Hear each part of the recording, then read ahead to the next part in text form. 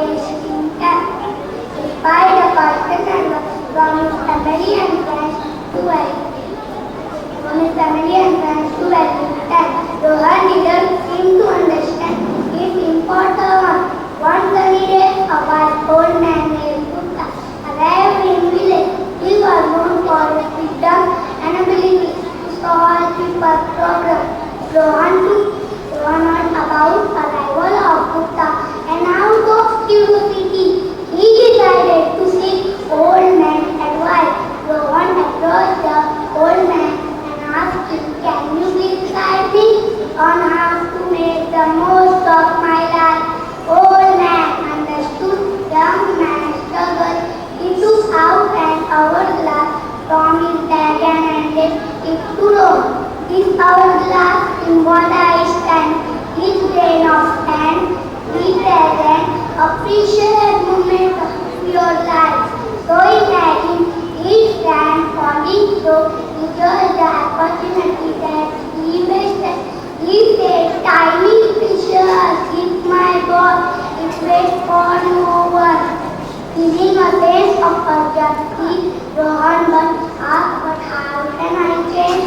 Old man replied, "By taking the goal of your task, just focus and completing the task one by one. The success comes to those who understood the value of time." Rohan took his advice and he completed his task that he had been putting at for years. Villagers marveled at the remarkable transformation in Rohan. Thus, by seeing Rohan, people began to understand his value of time. People understood how precious time is. Moral of the story: time and tide wait for no. Time is good. Time is precious. Don't waste it. Thank you. Afternoon to principal, head teachers, teachers, brothers, and all my dear friends. My name is Ifa Kitra and I am in second row. My story name is Fanny Flower. Fanny loved to share things, but she was so poor that often she went to see Funky, a fairy queen. Gentle Fanny thought, "I will give her gift. She will share things with others, for she is kind and good. She will share things with others, for she is kind and good." So she came as an old lady and gave Fanny some seeds. Fanny planted all of them, and soon her garden was full of wonderful fragrant flowers. When people came, she would give them bouquet of beautiful flowers too. One seed, however, grew into a tall beech tree. When autumn came, it shed its leaves, and Fanny found that the leaves turned into gems and jewels as they touched the ground. She sold them and was soon rich, but Fanny remained kind, sweet girl. She built a large home for orphans and poor children, and they all lived happily there. They came to be known as Fanny's Flower. Moral of the story: helping and sharing with others is the ultimate happiness. Thank you. And all my dear friends, my name is Sarah Bhushan Patel and I am from second row. My story name is The Dedication of Eklavya. Eklavya was a young boy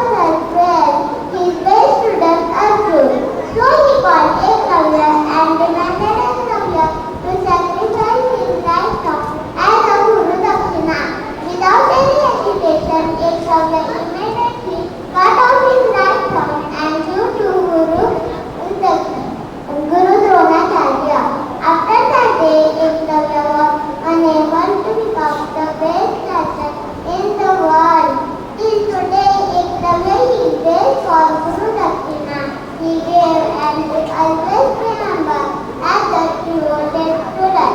Moral of the story is always love and respect to our teacher. Thank you. Afternoon to one and all. Present all here. Respected principal, teachers, and my dear friends.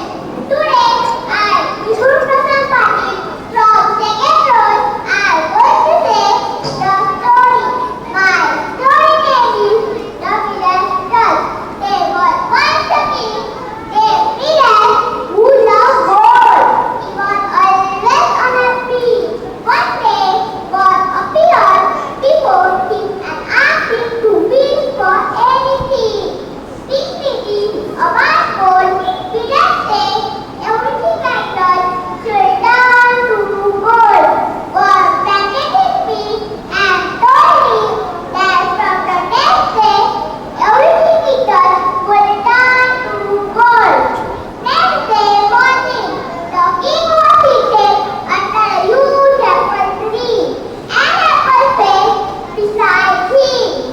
The king picked the apple and the apple immediately turned into gold. He could not believe on his eyes. He touched the apple tree. Next it turned into gold as well. Whatever the king touched turned into gold and went around turning everything and turning them to gold. After a while, Villain felt hungry. He picked up a piece of bread to eat, but it turned into gold and when he picked up a glass of water to quench his thirsty, it turned into gold as well. As Villain was thinking about what to do, his daughter rushed to him and when he had touched her, he turned into a golden statue. Miserable and terrified, Villain no longer wanted the book. He prayed to God until he received. Despite that prayer, God asked him to wash his hands in a nearby river to get rid of the golden dust. Villain returned after washing his hands and found that everything he had changed to a gold and back to a normal. Moral of the story is, please get productive. Also, there are many things in life more important and precious than gold or riches. Thank you. Respected sisters, teachers, and all my dear friends. My name is Shana Shali Rohit Patel. I wish you all a very good afternoon. Today, I am going to narrate a story with a good boy. The name of my story is The Two Trees. There were two trees near a river. A small sparrow was passing by that way. She asked the first tree, "Dear tree, it is going to rain heavily. So, can I make nest on your branches for me and my baby?" The first tree didn't allow the sparrow, and the sparrow flew away. She went to another tree and asked the same question to that tree also. Second tree agreed and allowed the sparrow to make nest on its branches. Another day it rained heavily, and the first tree broke from its roots and flowed down with the rain. When the sparrow saw this, she went and said, "You got punished for rejecting me to make nest on your branches.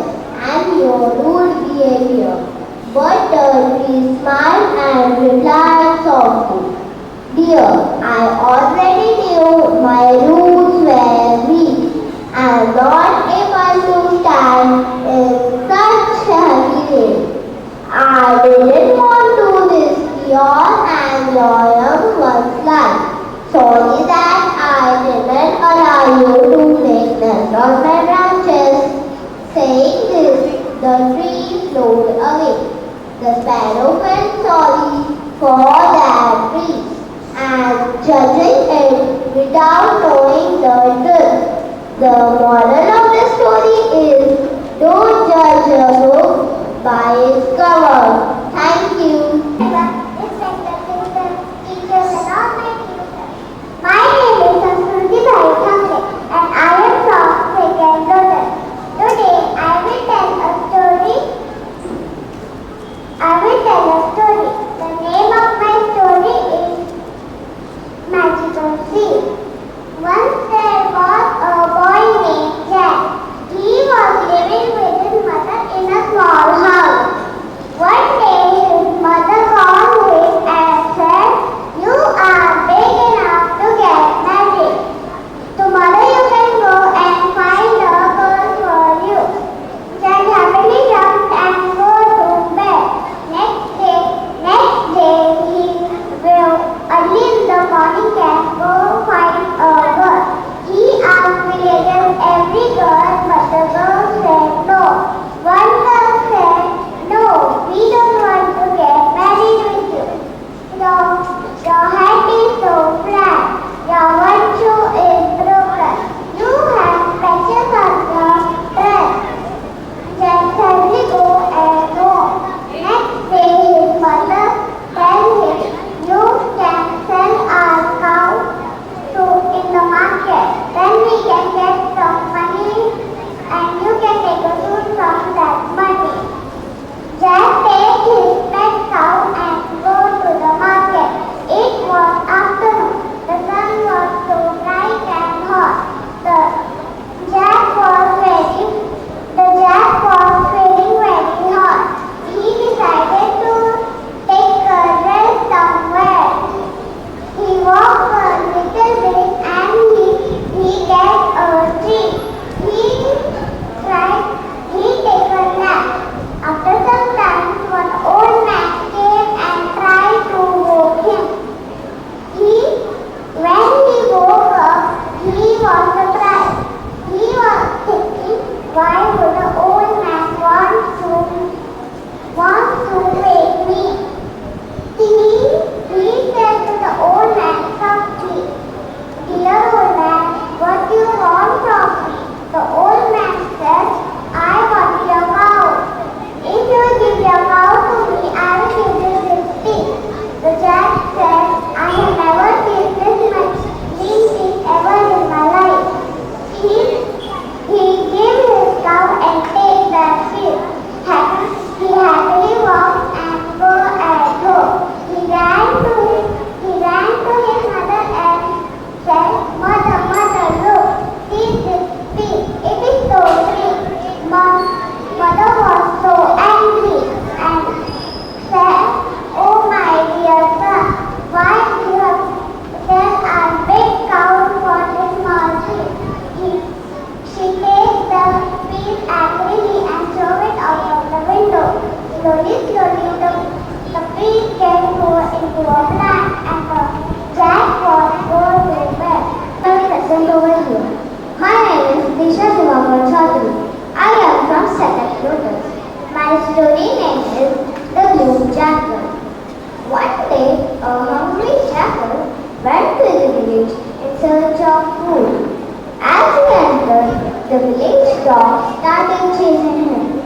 The jackal was scared and ran to escape from the barking dog.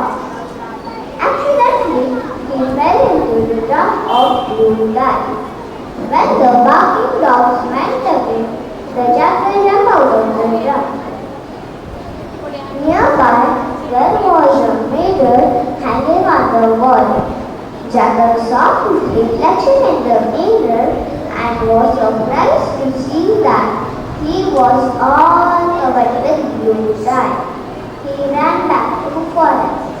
When the other animals saw him, they scared away in all directions. The jackal said, "Don't be afraid of me. God has sent me to protect you and be your king." The innocent animals believed what he said and accepted him as their king.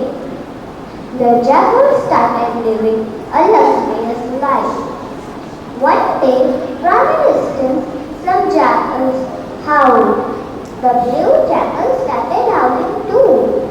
Hearing his howl, the animals realized that they had been fooled by the jackal. So they all chased him out of the forest. So the moral of the story is truth never hides. Thank you for listening me patiently. Thank you. मैं दूसरी कक्षा रोज में पढ़ता हूँ. मेरी कहानी का नाम है दूसरों के पीछे मत भागो. ये कहानी महान विद्वान स्वामी विवेकानंद जी से समर्पित है. एक बार स्वामी जी अपने आश्रम में एक पालतू कुत्ते के साथ टहल रहे थे.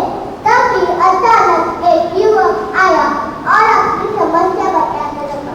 स्वामी जी, मैं मेरी जिंदगी से बहुत परेशान हूँ.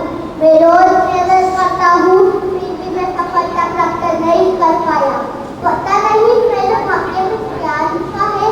इतना बल इस बात में असफल है.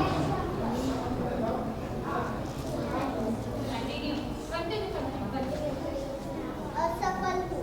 युवक की परेशानी स्वामी जी समझ गए. स्वामी जी ने युवक से कहा, मैं इस कुत्ते को सैर करा दोगे, उसके बाद ही मैं तुम्हारे प्रश्न का उत्तर दूंगा. युवक को अजीब लगा. फिर भी युवक कुत्ते को लेकर निकल पड़ा. कुछ देर बाद युवक आश्रम में पहुंचा. स्वामी जी ने उनको देखा. स्वामी जी ने युवक से कहा, भाई मेरे कुत्ते ने बच्चे को क्या, तुम तो परेशान हो, तुम्हें ऐसे बात कैसे हुई? युवक बोला, स्वामी जी, मैं तो मेरे आंखों में दर्द रहा था, पर ये कुत्ता रास्ते में मिलने वाले सब जानवरों से आगे पीछे दौड़ रहा था. एक जैसी दूरी तय करने के बाद ही ये रात हो गया. स्वामी जी ने कहा, यही तुम्हारे प्रश्न का उत्तर है. लक्ष्य तुम्हारे अगल बगल है. उनका पीछा करना छोड़ दो. अन्य लोगों के आगे पीछे दौड़ते हो और मंदिर से दूर चले जाते हो. युवक उत्तर से समाधानी हो गया और अपनी गलती को सुधारने में लग गया.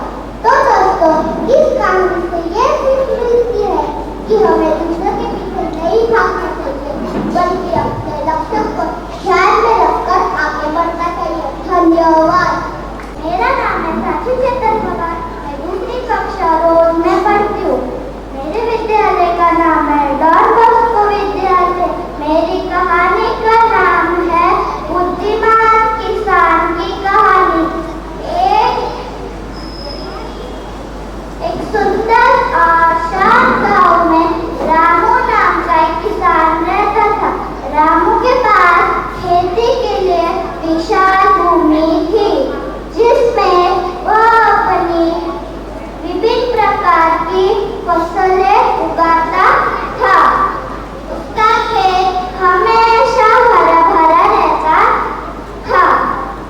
वो अपनी मेहनत और लगन से खेती करता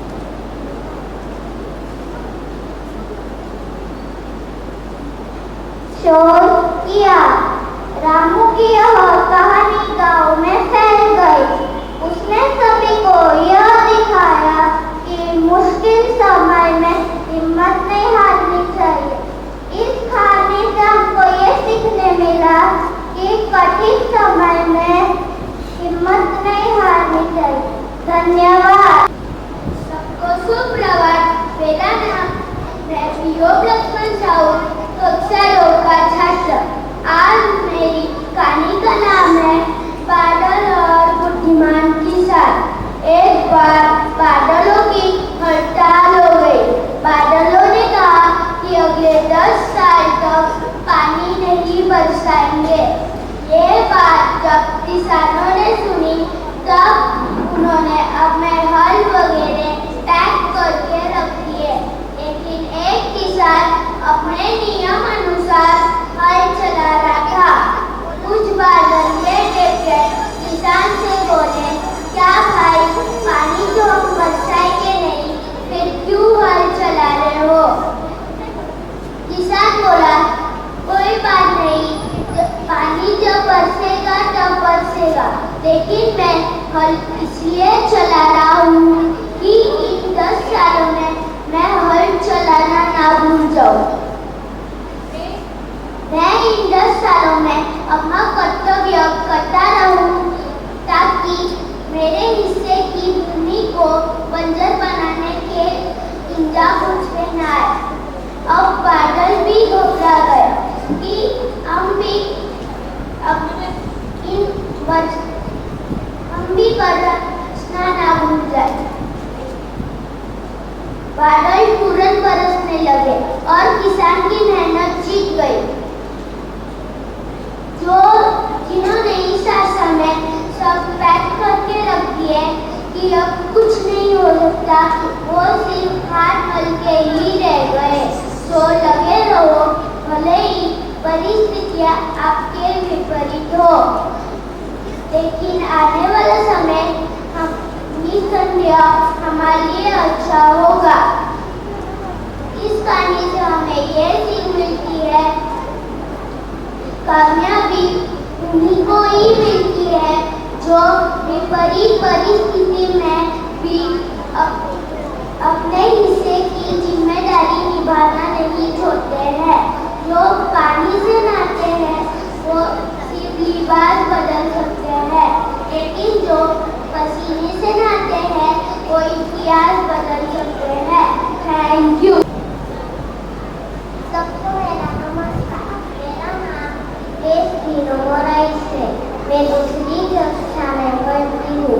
मेरा कहानी का नाम है माँ की प्यारी सी। चेतन अपनी माँ के साथ एक बहुत अच्छे घर में रहता था। वह बहुत अच्छा लड़का था और सदा अपनी माँ का कहना मानता था। चेतन की माँ बहुत अच्छे पकवान बनाती थी। चेतन को पकवान खाना बहुत पसंद था। एक दिन चेतन की माँ ने बहुत बढ़िया कुकीज बनाकर एक बड़े जार में रख दी और फिर बाजार चली गई। बाजार जाने से पहले चेतन की माँ उसको कह गई थी कि अपना गृह कार्य समाप्त करके वह कुकीज खा सकता है। चेतन बहुत खुश हुआ। उसने जल्दी से अपना गृह कार्य समाप्त करके अपनी माँ लौटने से पहले कुकीज खाना चाहिए थी, इसीलिए वह एक स्टूल पर चढ़ गया।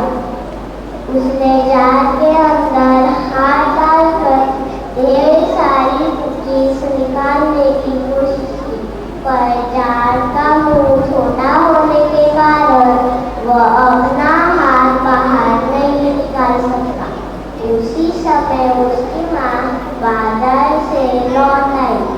जब उसने चेतन को देखा, वह उस पर हंसने लगी और अपने बेटे चेतन से कहा, चेतन, हाथ से ढेर सारी कुकीज तोड़कर केवल 2 या 3 कुकीज हाथ में पकड़कर हाथ बाहर निकालो।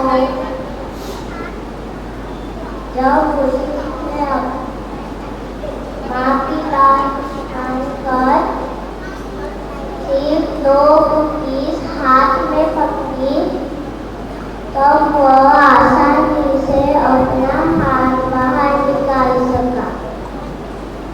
तभी उसकी माँ प्यार से कहती है, ऐसा करने से तुमने क्या सीखा? चेतन ने कहा, मैंने सीखा है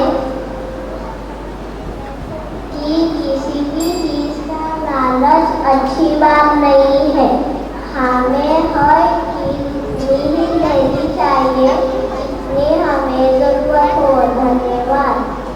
माझे नाव आहे मैत्रा वाकणे पवार। मी आज तुमच्या समोर एक गोष्ट सादर करणार आहे। त्या गोष्टीचे नाव आहे कष्टाचे फळ।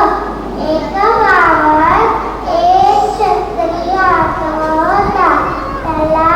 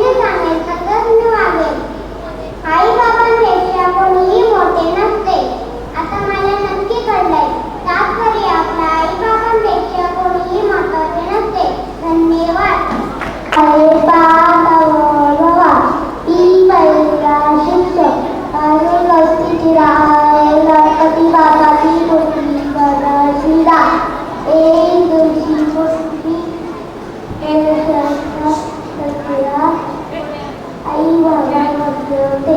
तिथेच आपले गणपती बाप्पा कार्तिक स्वामी खेळत होते. तिथे त्याच्या जवळकडे बांधलं झाले. ती बांधलं घेऊन गेले आई बाबांकडे. कार्तिक स्वामी बोलले पहिले, आई आई मग गणपती बाप्पा घेऊनच येत नाही. नंतर गणपती बाप्पा बोलले, नाही नाही कार्तिक स्वामी घेऊन येत नाही. ते बोलत जाते. नंतर आई बाबा म्हणले कुणाची माझ्यात नाही करू शकत. नंतर आई बाबाला युक्ती सापडली. बोलले आई बाबा मोठी मराठी करायला मुलाला वेळ लागतो. कार्तिक स्वामी बोलले कुठली मराठी. कार्तिक स्वामी गणपती बाबाला हाकून टाकले. कार्तिक स्वामी आपल्या मुलावर झोपून गेले उडत. त्याचा गणपती बाबा तिथेच थांबले होते. त्यांचा तुला तिकडे लावणी म्हणून कसं नाही. त्याचा तेही खरं गणपती बाबाने युक्ती सापडली. तर आई बाबाच्या हात धरून दारापैकी नाव ठेवायला आणि स्वामी बाबा केलं. त्यांच्या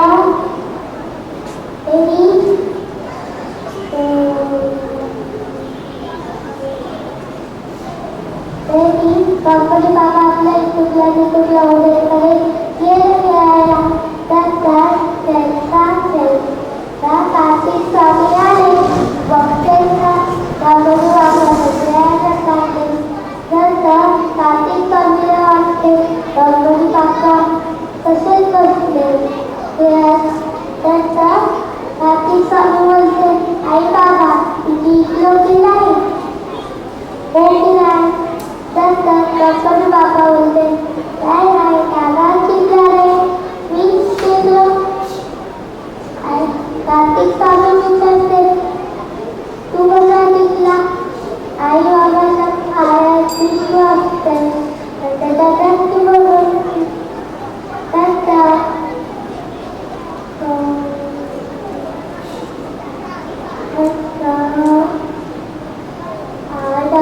कार्तिक स्वामीला उच्चारत आले. आई बाबा बोलते, हो गणपती बाबांचा बरोबर आहे. आई बाबाच्या पायात विश्व असते त्याच्या दृष्टी बघून. जिंकले. तो शक्तीला एक युक्ती मुक्ती. आई बाबाच्या ऐकायचा भाग टाकायचा बाबांकडे. नमस्कार, माझं नाव माही गणेश भंडारी, रैका मैनी. माझ्या गोष्टीचं नाव आहे लाकूड चोऱ्या.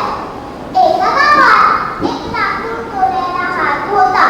तो रोज जंगलात लाकडं चोरायला जायचा. एक दिवशी जेव्हा तो लाकडं तोडत होता तेव्हा लाकडं तोडता तोडता त्याची कुऱ्हाड नदीत पडून गेली.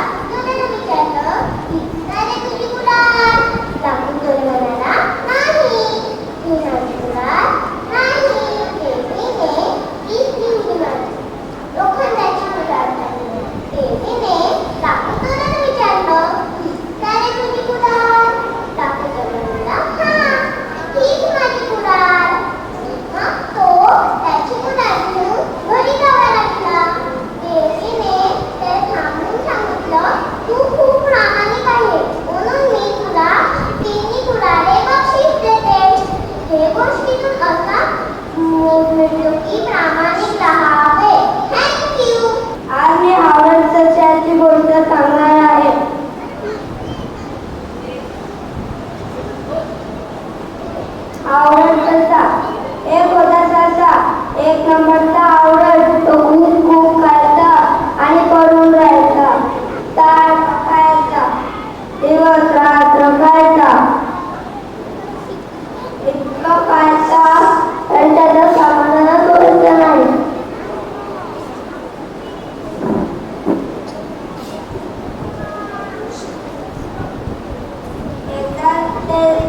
एकदा सगळे ससे आणि तो आवडत तसा गेले वाटाण्याचे शेतात.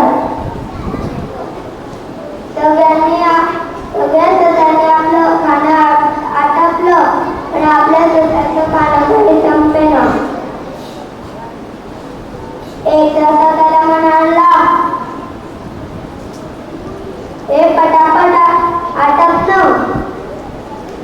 त्याच्या आवडा ससा म्हणाला, अरे थांब रे, आणखी थोडं खातो, मोठी देखत देतो, मग आपण जाऊ. त्याच्यानंतर बऱ्याच काळा दुसरा ससा म्हणाला, अरे पटापट आटप ना. मग परत तो आवडा ससा म्हणाला, अरे थांब रे, आणखी थोडं खातो ना, मोठी देखत देतो, मग आपण निघू. तेवढ्यात शेताचा मालक शेतात आला. सगळे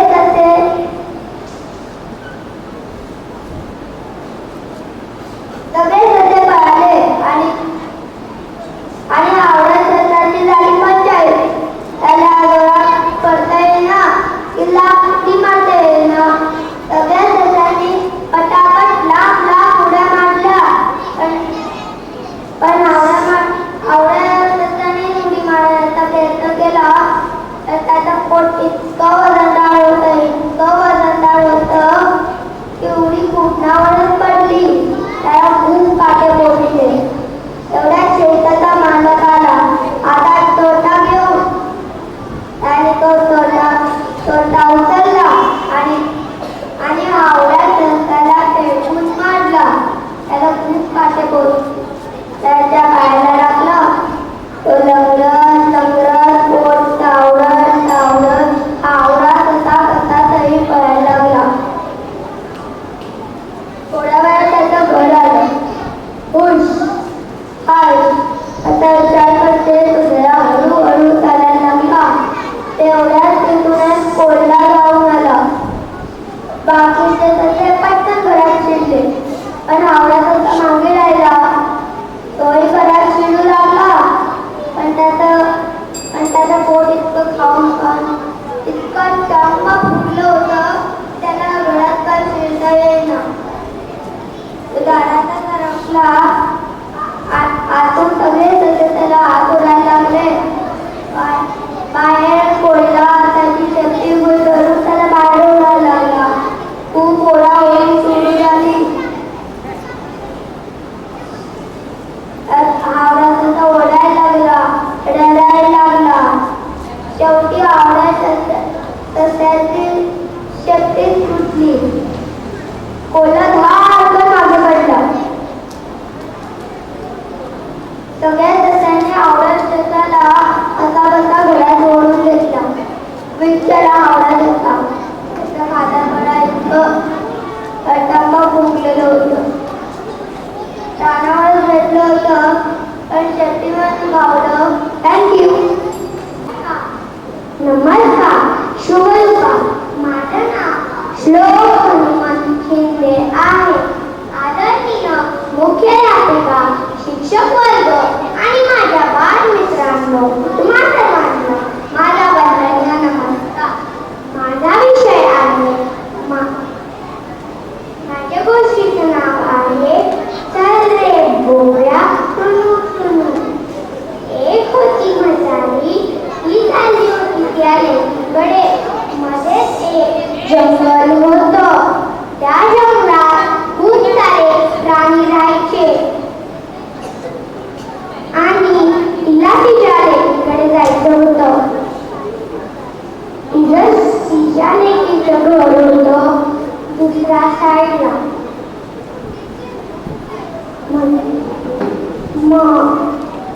मग तिला भेटतो कोल्हा. कोल्हा बोलतो,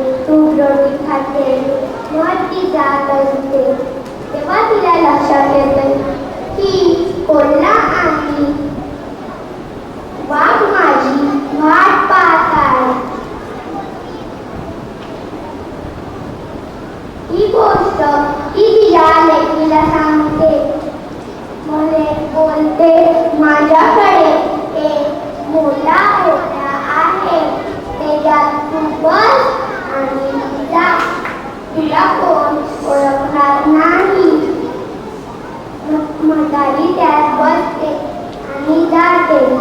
तिला परत भेटतो वाघ. वाघ बोलतो, ए भोप्या, तुने म्हातारीला बघितलंस का? भोप्या बोलतो, म्हातारी बितारी मला नाही ठाऊक, चल रे भोप्या टुनुक टुनुक. म्हातारी पुढे जाते. तिला भेटतो कोल्हा. कोल्हा बोलतो, ए म्हातारे, ए भोप्या, तुझे म्हातारीला बघितलंस का? भोप्या बोलतो, म्हातारी बितारी मला नाही ठाऊक, चल रे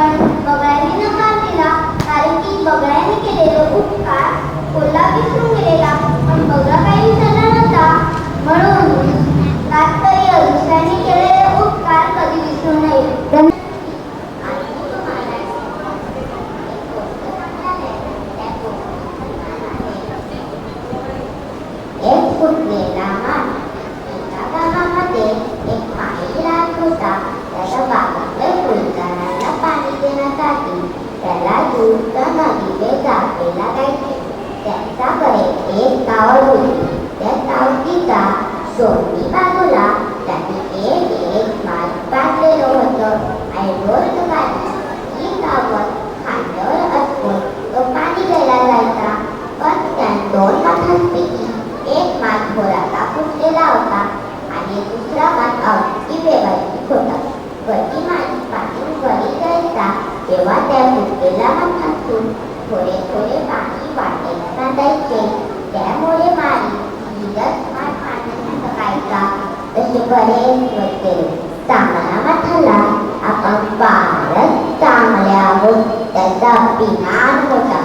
पण फुटलेल्या माठाला फारच वाईट वाटू असे. तो विचार करू लागला का माझा कमीपणामुळे माई मला पूर्ण करून देऊ शकत नाही आणि त्याची इतकी मेहनत वाया जाते. एक दिवस फुटलेल्या माठाने न राहून माई दादाला विचारलं, माई दादा मला तुमची क्षमा मागायचं. माई दादा म्हणाला, कशासाठी? तो फुटलेला माठ म्हणाला, मी खाली फुटलेला आहे त्यामुळे बरे होईल का? मी तुम्हाला अर्धेच पाणी देऊ शकत आहे. त्यामुळे तुमची इतकी मेहनत वाया जाते. त्यामुळे मला क्षमा करा. माई दादाचे असे शब्द दुःख वाटले. तो बोलला, मित्रा माझे कष्ट वाया गेले नाही. फुटलेला माठ आश्चर्याने म्हणाला, ते कसं काय? माई दादा म्हणाला, कधी आपण त्या वाटे पुन्हा जाऊ तेव्हा तुला त्याचं उत्तर मिळेल. माई दादा पाण्याकडे निघाला. वाटेमध्ये त्याने फुटलेला माठाला विचारलं, फुटलेला माठ दूरच्या बाजूने त्या बाजूने खाली पहा.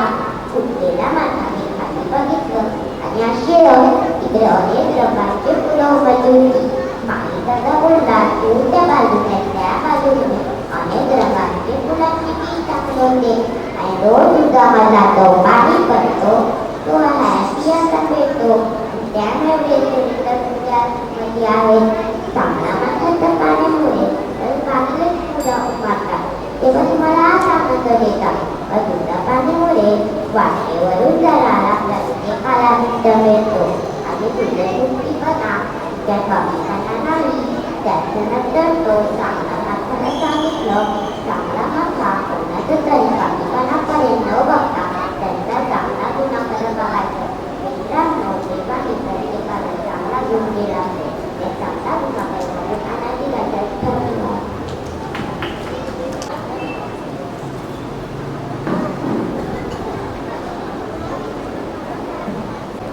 सर्वांना माझा नमस्कार. माझं नाव अन्वी धर्मेंद्र संखे आहे.